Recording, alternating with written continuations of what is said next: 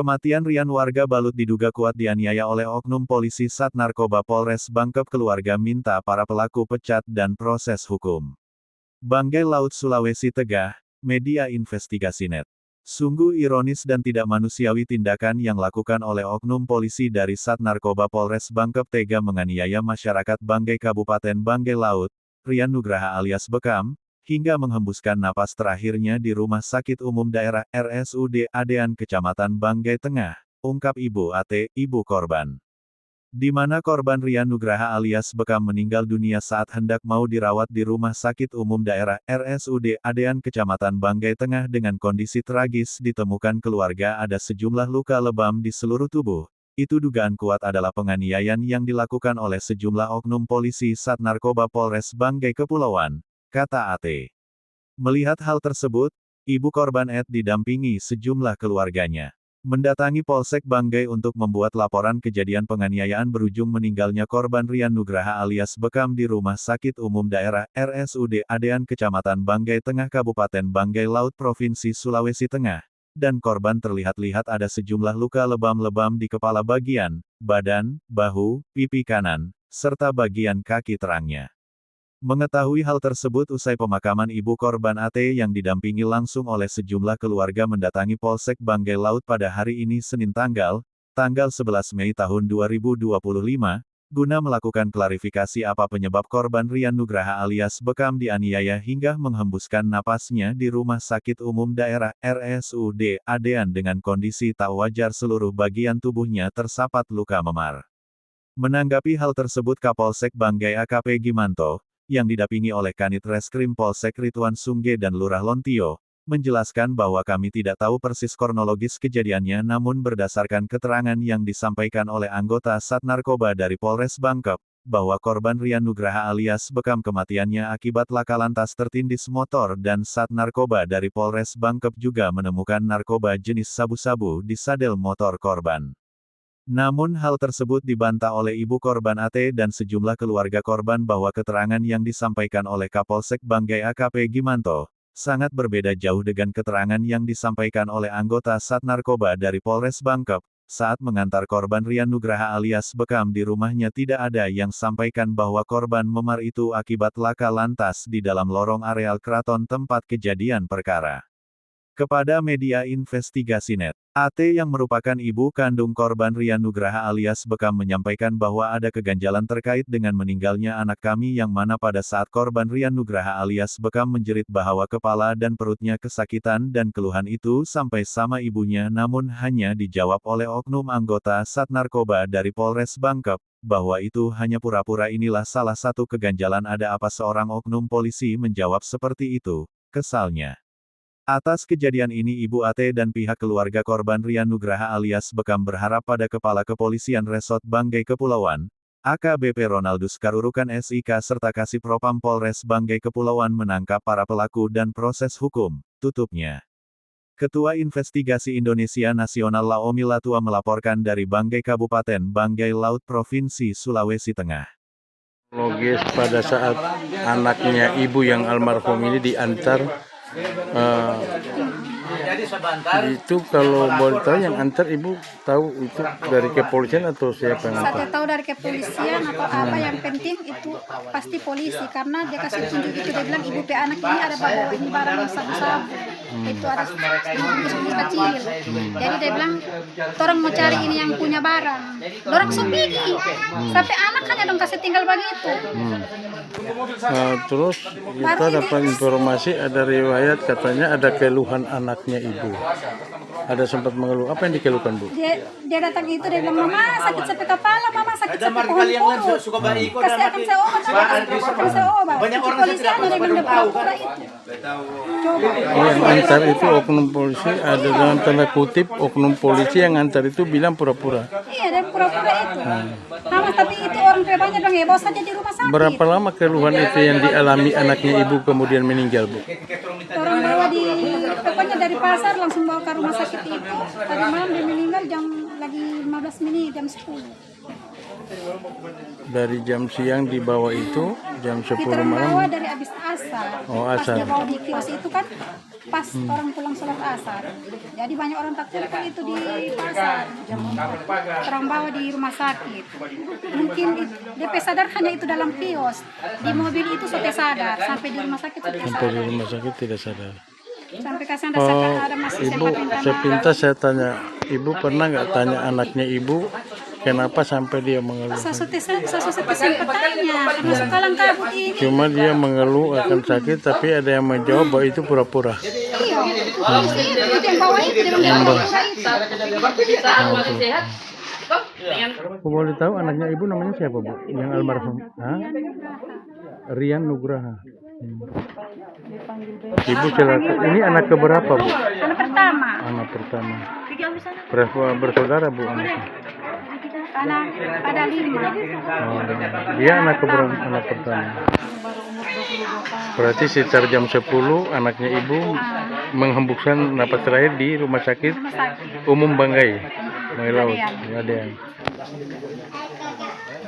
Oh, kira-kira mendapat kejadian ini apa yang dikeluhkan ibu ketika melihat anaknya begitu, Bu? Jelas saya rasa tidak sana masalahnya itu polisi dia bawa entah polisi atau apa dia bawa di kios. Kenapa sampai anak sudah jadi begini? Sementara tadi dia pergi masih sehat-sehat. Dia keluar itu dari saya telepon dia jam 2:30. Datang antar baras dekan orang pebaras. Dia sudah datang. Pas dia datang cuma parkir motor di kios. Dia sempat masuk, so terima telepon. Dia terima telepon, dia sebalik motor. Saya kira ini dia semua balik motor ini dia mau angkat itu orang pebaras. Hanya dong mama saya pikir dulu dia bilang. Sampai hati di situ memang suka Tapi pidana. sejauh ini, Bu, dari pihak kepolisian ada yang berkunjung ke ibu? Kalau berkunjung di sini, ada tadi yang berkunjung ayah. Polisi. Ada tadi. Itu karena kita harus melapor tadi malam. Terus melapor di kantor polisi bahwa saya tidak terima kenapa sampai anak ini polisi dia bawa dalam keadaan solema. Apa penyebab? Saya tahu. Terus apa jawaban pihak kepolisian, Bu? Kepolisian dong bilang dong masih bagaimana tadi malam Kepolisian ketika ibu mengeluhkan hal itu. kalau itu dong bilang tadi malam dia bilang katanya dong masih dorong tidak tahu itu yang bertangkap dan mungkin dari salakan nama gitu. Nah, cuma itu orang minta ke kantor polisi supaya ini anak divisum. Oke, baik. Jadi, kita orang yang minta visum tadi malam. Iya, tapi bisa dilaksanakan dulu di rumah sakit dengan ada laporan Cek saja kalau sudah polisi ambil. laporan kepolisian keluar Karena kita ada tidak boleh ambil. perintah untuk visum. Jadi tadi malam semua tindak pidana yang dilaporkan oleh kepolisian tetap di polisi. Sudah ada di bukti, ada yang foto. Siap.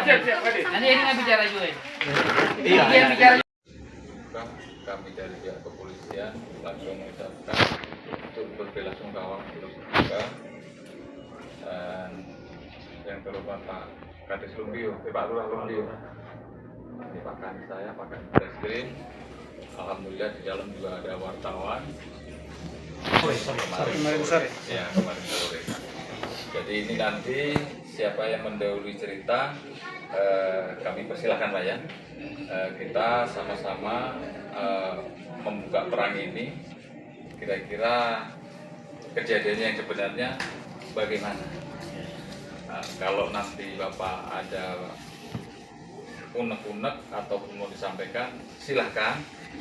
Kami juga menerima, kami juga akan meneruskan sama pimpinan. Pas di sini juga ada Pak Lurah Lumpio. Beliau saat di lorong situ beliau melihat, mengetahui saat ada kejadian ataupun penggeledahan kendaraan situ. Si Bekam ini datang, belum apa-apa temannya menelpon. Mama, mamanya saya tanya. Jadi waktu dia putar motor, kamu punya perasaan bagaimana? Saya punya perasaan sudah kayak jatuh. Nah, jadi terus tujuannya kemana? Hanya bilang di dorong sana, dorong kiri, angkat sana. Jadi waktu itu saya berpikir, kira-kira siapa yang lihat waktu ke sana? Siapa? Benar-benar, kenapa ini barang ketika terjadi, ini kan ada kantor polisi. Mereka ini tidak dibawa ke kantor polisi, harus dibawa di rumah. Ini ada saksi yang melihat. Jadi mohon maaf ya Pak Lurah, saya pikir benar-benar Pak Lurah betul-betul netral. Mana duluan yang mau menyampaikan? Jadi ikut saya dulu ya, boleh? Terima kasih atas kesempatan yang diberikan. Siap. Assalamualaikum Waalaikumsalam warahmatullahi wabarakatuh. Saya lihat langsung begitu Pak. Ya, Cuma apa yang ditahu? saya sementara bawa sepeda. Pas sepeda dari mana? Bawa sepeda apa jalan. Bapak jalan. Nah, Terus? saya lihat. Saya cuma lihat satu kali saja itu DP rambut ini dipegang Di mana itu? pas di dalam lorong. Saya dapat dorong itu di dalam lorong. Oh, di lorong. Hmm. Lorong yang badminton itu ya? Iya. Nah, terus? Di muka gerbang pagar itu. Cuma di situ saya lihat. Ah. Cuma satu kali itu. Itu saja. Tapi 4 kali saya balik, dorang masih di situ terus. Sekitar lama itu, sekitar ada 1 jam lah. Dorang di dalam situ. Jadi interogasi di situ. Oh gitu. Ini tahu toh? Sebenarnya kan sudah ada barang bukti, ya dibawa lagi kantor polisi toh interogasi penerima. Baru kalau sudah dalam keadaan ini sudah diambang kematian, kenapa tidak ditolong ke rumah sakit aja? Kenapa dibawa ke ibu? Jadi Dibawanya kan ke ibu, baru sudah hampir mati begitu. Itu yang dipertanyakan sama ibu, sama mamanya. Sudah antarnya ke kios. Ketika dapat sama sesuai dengan nanti hasil laporan. Tadi juga saya sudah ditanya Pak Kapolsek bahwa saya ini jujur, saya punya hubungan dengan mereka, hubungan darah dari tidak ada. Tapi bapaknya ini satu kampung, orang di Panapat. Jadi ketika di Panapat itu saya masih kecil sebelum saya ke Manado, Pak Siko ini belum lahir di Panapat. Sama-sama orang di Panapat. Nah, jadi saya pernah tinggal di mereka punya rumah. Jadi selama saya di sini, ketika saya masih di Dewan, terlepas di Dewan, mereka ini masih panggil saya ayah di Banggai. Kalau di Banggai ini orang bilang kalau ada ayah ada 2-3 orang yang 2 dan 3 itu palsu. Ayah yang sesungguhnya itu adalah saya, karena saya sikapnya selama ini mengayomi. Jadi kalau dalam arti hal-hal yang begini, mungkin Pak Kasok juga bahkan itu belum kenal saya. Kalau saya tanya polisi-polisi yang lain, kalau masih ada nomornya, telepon Pak Dadang, Pak Joko Witoko, telepon tanya saya, siapa saya. Paham itu ya. Iya. Jadi oleh karena itu kami keluarga datang ke sini karena dalam arti sejak tadi malam saya dengar informasi yang berkembang lewat orang tuanya. Ini terjadi apa yang dia sakit? Terus ini ada kegiatan bilang tanya ini strain kami, kan gitu. Enggak mungkin itu cerita Asar. asar sampai ke yang tua. Ada orang mati, saya saksikan orang mati itu dulu, sementara jual mie bakso ini. Mak bilang itu yang sedang ada bilang, kemudian jangan tahan saya makan mie bakso di sini. Jalan hanya 10 langkah, jatuh di situ.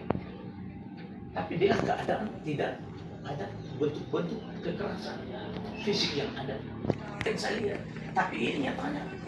Nanti mohon maaf saya bilang ke SKN kali, nanti saya kasih video aja buat foto. Ada video dan ada foto 13 kali. Ini yang baca. Jadi oleh karena itu kita kemudian keluarga ini Diantar saja sama orang tuanya. Tuh. Toh di pasar tua. Nah, terus sampai di depan di pasar tua, di depan orang tuanya, orang tua toh disampaikan bahwa Mas Rian ini jatuh nabrak tembok atau pagar besi tadi. Sampaikan, iya Bu. saya izin boleh sama Sebentar, nanti ini kemudian kedua, ketika dalam arti bilang hanya ketika kecelakaan baru diinterogasi di situ, sekian hampir 1 jam ini beliau ini lihat, toh berapa kali bolak-balik. masih tetap ada di sini.